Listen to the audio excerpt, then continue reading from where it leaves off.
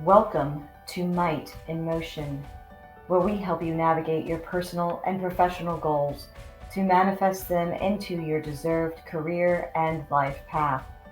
Here at Might in Motion, we don't make excuses, we do the work and go above and beyond. The Might in Motion podcast brings you guests that will help stretch you out of your comfort zone and push you to improve your goals. Like, comment, and share. This is Might in Motion. Michael Bean with Targe Parenting. So excited to have you here this evening. I know when we talked on Instagram Live, I just walked away super energized with your message and what you're doing, and just really cool to bring you to this audience and talk a little bit more about parenting and your background. So welcome. Yes, thank you for having me. So, okay. I know that I asked this question one-on-one, but can you tell us how you came up with the name? Yes, Targe Parenting is definitely a little unique, and I'm with the red beard, Scottish background, so I do a lot of more kind of Celtic vibe things. And when I went through my divorce, I really noticed that I was trying to shield my children all the time, but it was just this onslaught of constant just negativity. And what I realized is sometimes I needed a small shield. Well, that's what a targe is a targe is just a very small shield that you wear on your forearm that, the Highlanders used to use in battle. And so that's where the name Targe Parenting came from, because I realized that sometimes the parents needed just a small shield to provide them some breathing room and be able to calm down and really think things through of how to best take care of their children. Oh, that's fantastic. I think I need that in my life. Because there are some, I work full time, you do stuff like this, in your part-time life, right? And then your kids have homework and projects, and I've got to build, a model of the solar system tomorrow, and then you just, I don't know. I need a small shield too, I think, to protect myself from the littles in my house some days.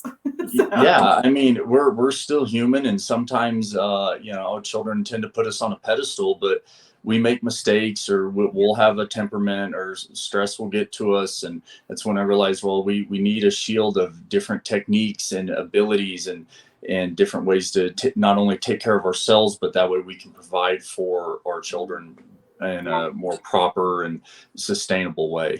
That's awesome. So, when you talk about, your kids and wanting to protect them, right?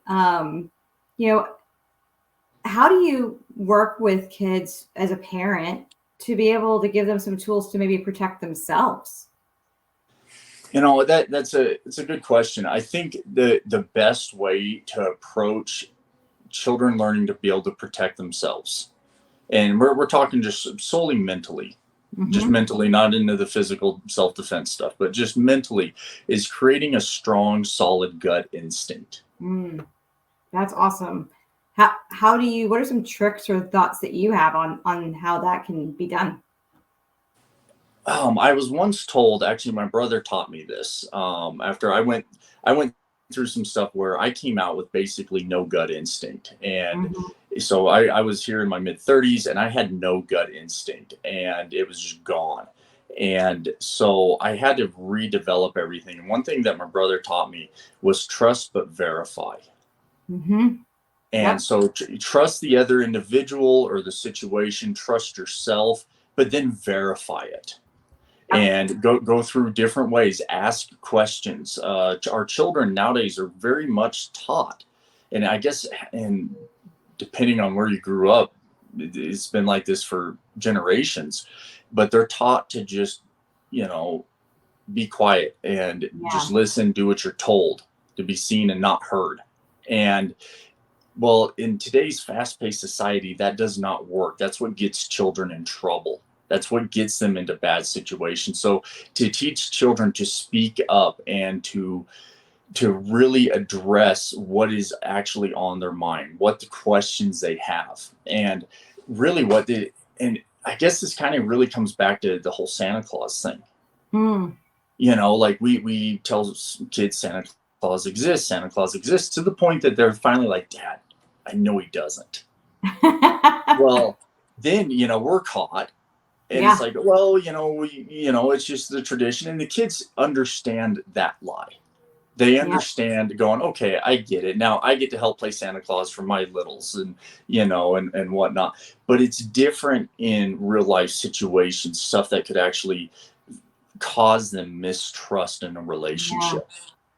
And I think as parents, one, if we talk about, not just, we need to talk about our vulnerabilities and our failures along with our successes.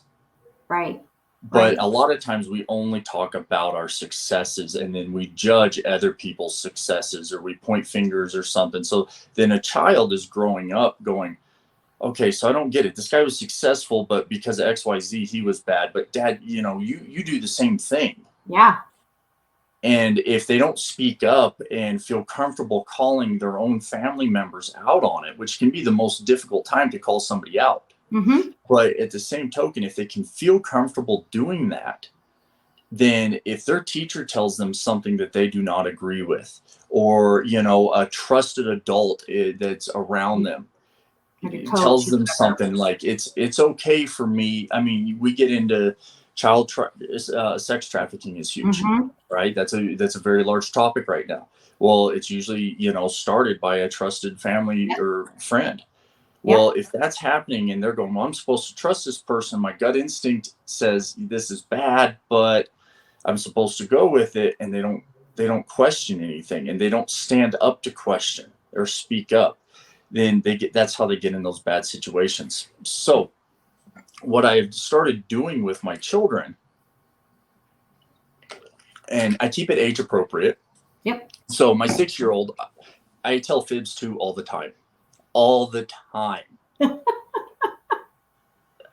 Just really off the wall white lies. Uh-huh. And like then you ate the last cupcake, that kind of white lie. What's that? Like you ate the last cupcake, or you didn't eat it.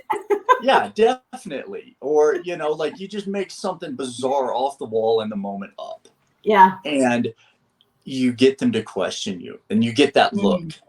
Mm-hmm. And then eventually, as they start to trust their gut more and more, they'll go, Dad, that's not true. Yeah. And then you can even go further going, yeah, no, and you really dive into the lie. And they go, not buying it. And then, my 10-year-old who's super observant, but she doesn't speak up. Yeah. So with her gut instinct, she has a solid gut instinct and is very, very observant, but doesn't speak up. So anytime we go to restaurants, anything like that, I make sure that she always orders for herself, and she speaks up while doing it, and she has no problem speaking up loudly to adults. That's fantastic.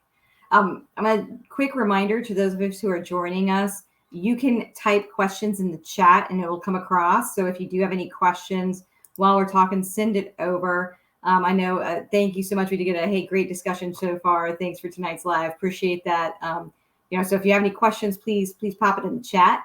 I think it's interesting what you're talking about with Santa Claus. So my husband and I, when we found out we were pregnant, we actually had that discussion. Like, are we going to do Santa Claus? Are we going to do the Easter Bunny? Like, are we going to do all these things, right, that some of us grew up with? And we made the decision that we weren't. And so I'm one of those, like, we're like that odd family. We're like, no, there is no Santa. Like, Mom and Dad bought the bike, and we worked for it, and that you have to earn what you get, and that sort of thing. But one of that was because we wanted to create an environment where that you don't have that opportunity for a broken trust. Right. And if I could redo it, if I could go back in time, because I have 3 daughters, if I could go back in time and redo it, I would have gone that route. Really? Yes. Wow. Because I get a lot of people are like, oh, but you miss all the magic. I'm like, not really. It's just a different kind of magic. It's just a different kind of magic. Yeah. And I'm getting more and more to where, unless it's Santa, Dad no longer buys presents. We go do something instead. We're going to start taking trips during Christmas instead of buying presents. That'll be a little transition for the 6-year-old, but growing up, it used to be birthdays and Christmas, you got gifts. Now Amazon shows up weekly, and it's not the same kind of thing. And Right. so I personally am switching that around. But yeah, but you're right. It's like the gut instinct thing is, you don't want to break that trust. And as Right. parents, you're going to break trust. You're going to. I mean, things Yeah. are going to happen in life that you're still processing and you're not ready to talk about, or a mistake you made, or whatever. Mhm. And that's okay. But eventually you have to just come forth and go, no, this is what's going on, because the kids are questioning it. It's just whether or not they are questioning you directly. Yeah. No, I think that's great. I love the commentary on creating an environment where they can question those trusted adults. Right. To your point, that's where that you when kids don't feel like they can, it opens up the door to a lot of bad things, unfortunately. Well, And so I think it's a great call out that you made earlier. Well, and nowadays we're seeing so many we're seeing a large level of manipulation and gaslighting, Yeah. because what technology is great, but what it has also done is it's made our life so incredibly fast paced that we do not have time to verify every little thing. And so we got to go with, and that's where, like, media, they Mhm. post like one liners, and you're like, oh, I saw this, and you already have your mind made up before you've even looked into it. Yeah.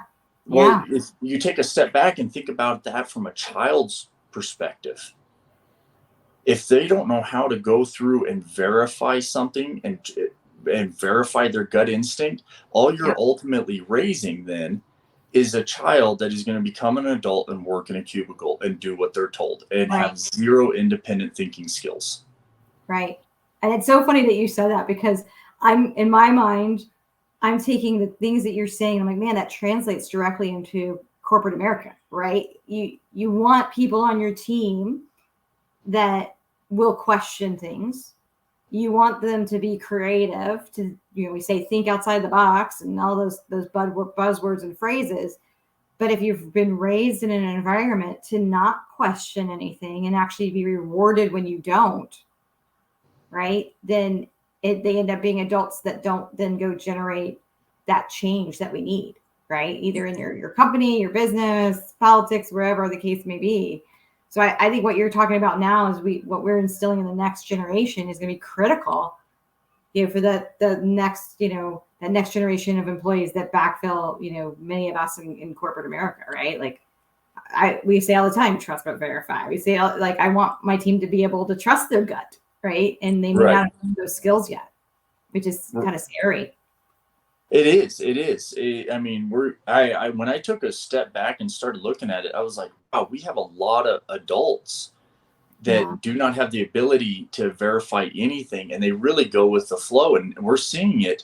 We've been seeing it for several years now, of it being taken advantage of it, Yeah. and a large level of manipulation and gaslighting, and people are even afraid to, just like my 10-year-old being afraid to order dinner. They're afraid to stand up and go, this doesn't seem right, Mm-hmm. Mm-hmm. because they'll be criticized, or social media will shadow ban them, or whatever, social media Whatever. jail, just, because, and we're seeing more and more of that. And Right. so when I took a step back in my parenting and with my clients in the Royal Council, that's my coaching group, I was Mm-hmm. like, okay, how do we approach this? And that's when I sat down and really started putting pen to paper, going, we really have to, we have to train them, we have to test them.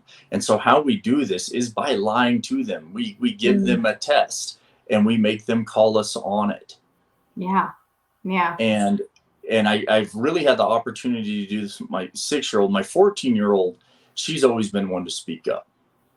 She's always had a very, very strong gut instinct. Yeah. And she really, like, there's things that have happened that she's like, I'm not ready to know yet. And she's very Mm. comfortable with that, and very Yeah. mature in that way, and is able to process it. My 10-year-old is really all over the place and afraid to speak up. So, we kind of, that's been a little different charted territory, because the preteen stuff, and really you have to play that one a little bit more carefully, because trust in that zone is very, very critical. Yeah. So we got a broad audience here. Is there any advice to maybe the dads out there that are single dads, things that you've learned that you'd love to, some key things you'd love to pass on to them that they can leverage in their life? Definitely. Single dads, that is majority across the country. Single dads are non-custodial parents. Right. In the majority, unfortunately, and that's the way the system is designed and set up. And it's a phenomenal business structure. I've dove in deep down that rabbit hole. Yeah. And with single dads, the most important thing to remember is that the truth always eventually comes out. Mm-hmm. And it always does. And I know it's stressful. As a single dad, I get stressed all the time. And there are times I slip up and I say things that I shouldn't. But ultimately, it comes down to being present with your children. When you have them, be present with them. If they want to play, get off your butt and play. Even if you're dog tired and you're drained, if anything, go give yourself 5 minutes to gather yourself and then go spend that time. And the children figure everything out. Mm-hmm. And here's the thing though, is they're going to figure out both sides of the fence. And the thing to remember is that children have two sides to their heart. They have a mother's side and a father's side, and it is equal. And if you say something bad about the mother, it stabs them in the mother's side of the heart. If the mother says something negative about the father, it stabs the father's side of the heart. So it's really important to remember to just nurture that child, whether you have a great co-parenting relationship or you're parallel parenting or you have really no communication with the mother or father of the children. You really want to just be present, nurture them, love them, and grow that gut instinct, and they will grow and be nurtured and learn appropriately. The other thing that I would say is you have to lead by example. That's the number 2 key point there, is you have to lead by example. You cannot tell your children to go outside, run around. When I was your age, I was always all over and I was out playing and da-da-da-da-da. Well, it's Saturday and you're sitting on the couch drinking beer, watching football, eating Cheetos. Correct. Because what they learn is I have to go outside and play until I'm in my 20s or 30s, and then I can sit on the couch drinking beer and eating Cheetos. Yeah. That's what they comprehend. So it's like, no, you have to be active. You have to lead by example. Anybody that has a teenager knows that you can give them the best worldly wisdom in the world, and they go, thanks, Dad, thanks. Right. But your best friend could walk in. So yeah, your best friend could walk in verbatim, say the exact same thing, and they go, "Oh my God, it's mind blowing," and you're like, "What the hell?" Yeah. With children and parenting, is they do not take what you tell them. They take what you show them. Mm-hmm. And you have to lead by example. And over time, this example becomes their lifestyle. Yeah. So the choices that you are making in your life is going to be the choices they make in their life, because you are the most trusted individual in their life. And when they trust you, they have you on a pedestal. They believe that you are making the right choices. So if you're making choices and you're getting drunk every Friday night, then they think that that's okay. And that's what it is okay to do. If you're yelling at your girlfriend or yelling at your spouse or something like that, then they will grow up in that environment thinking that is what's acceptable. Right. Yeah, that's really profound. And just to take a quick step back and talk about being present and being in the moment. I was talking to a friend of mine this week. He's a single dad. And I was like, hey, how was your long weekend? Right. And he's like, well, we ended up spending, 3 hours in my parents' basement going through old boxes of stuff that was mine. He's like, I would have loved to have taken my kid to go to this, that, and the other, but that's all, he wanted to do. And I'm like, well, that was probably the most important thing you could have done. Right. It was just be with him looking at, old stuff that he was interested in your parents' basement, because you were in the moment with what was interesting to that child at that time. Right. And I've heard other people talk about Minecraft and stuff, and like your kid's really into Minecraft, and just having a little bit of interest in that goes a long way. Well, the funnest time, my girls love going through my memory box, looking through yearbooks. I was really dorky. I'm not much better now, but I was a really dorky looking kid. So they love seeing those But now you got the pictures. beard. See, the Yeah, I beard is got the beard now. That's about the only thing. difference. You know, you Um, got the mixed martial arts, so you can kick everybody's butt. Yeah. So but yeah, and the kids eat that up, and it costs nothing. It is great valuable time, and you're teaching them yeah. different ways. Like, yeah, you don't have to get into the details of your life if you don't feel comfortable, but teaching them and telling them stories of how situations and how you handle them and life events, they learn from that. They Oh really take that storytelling in. And yeah. if it's one of those things where, yeah, I made this mistake and da da da, I wish I would have handled it this way. That is your opportune moment as a parent to go, this is what you should do Mm-hmm. instead. Don't do what your dad did. This is what you should do. Yes. And those are opportune moments that are really few and far between a lot of times, but that are critical for parents to instill. Yeah, that's awesome. And those family stories too, I think is what creates um generational meaning. I don't know if that makes sense, but it's like, oh well, uh, like I'll tell my our family story that I love to tell, which was my brother flushed an apple down a toilet, and because he didn't want to eat the peel, and he didn't understand why I could eat an apple with a peel and he wouldn't. So he took a bite out of one with a peel, decided he didn't like it, didn't want to tell my mom, flush it down the toilet. Well, of course, they got all the drama about the toilet being blocked up. They literally had to remove the toilet off of the pedestal. My mom had to stick her hand down a pipe. I mean, it was just bad, right? Everything was just bad. But that's like our family story about like, well, if he never told the truth. It took him like 4 years before he finally admitted that he had lied and had blamed me, and all this other stuff, right?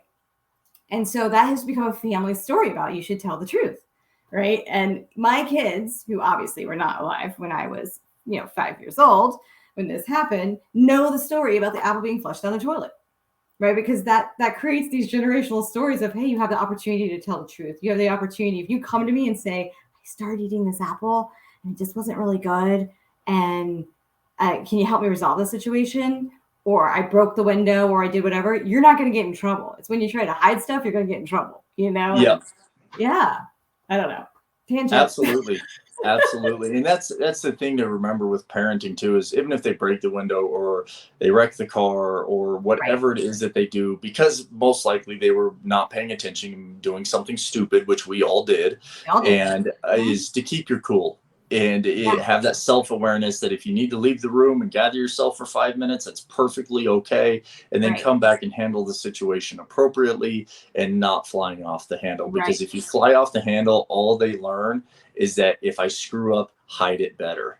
Correct. And that's not, like, for me, it's not the environment I want to create for my girls, right? Like when they're 16 and 18 and they end up at a party, I want them to know they can call me, right? Yep. Or even and then I remember when I was in high school, I got invited to a party and I didn't want to go because I knew what was going to be happening at the party, right? And so I remember telling my mom, hey, I'm going to ask you if I can go to this party and you're going to just tell me no. So that I didn't have to lie to my friends and all this other stuff, right? But my mom had created that level of trust with me that I knew I could ask her to do that, to give me an out with my friends, and she wasn't going to ask me why wouldn't I want to go to the party. Do you know what I mean? Yeah. And so I want to create that with my girls so that they have a safe space where they can come to me about whatever, right? Mm-hmm. And I think that circles all the way back to creating that gut instinct that we talked about at the beginning, is that you want to create that in your children, because if you're creating that gut instinct, then I think that comes with trust. And that it does. Then trust you as a parent to come to you with stuff. Right. Yeah. Very cool. Well, I know we have a few minutes left. Do you want to tell us a little bit about your coaching group and what people can get out of that? And we'll share your website and all that kind of fun stuff, but want to just give you an opportunity to share a little bit more about it at the end here.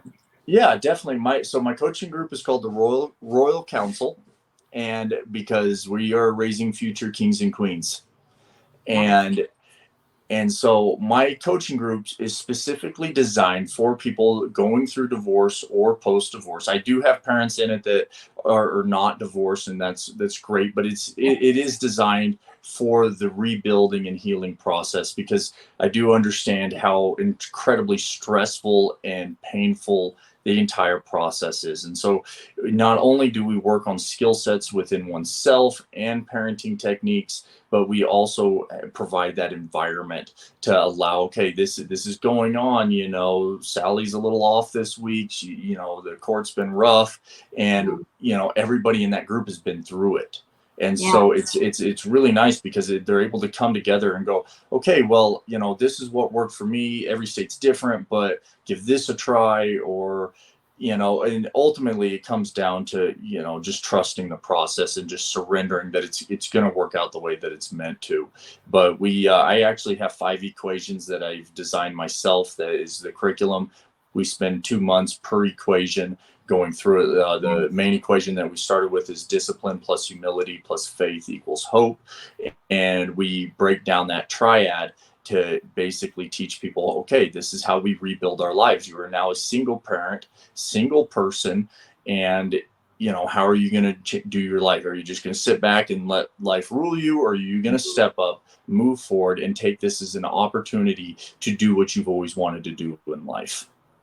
Love it. I love how you have that structure, I think, for people too, so they can really get into those individual pieces of your plan in your group. And I love that. I love it. Well, I love a good plan. Thank you. Thank you. Well, that is awesome. I'm gonna pop up here on the screen then. I've got the link here for targeparenting.com, but you can also follow both of us on Instagram. I know Michael's really active on his Instagram as well. Drop us a DM if you want to continue the conversation. We're obviously both on LinkedIn. And so it's just a great opportunity to continue the conversation if there's an interest in this topic.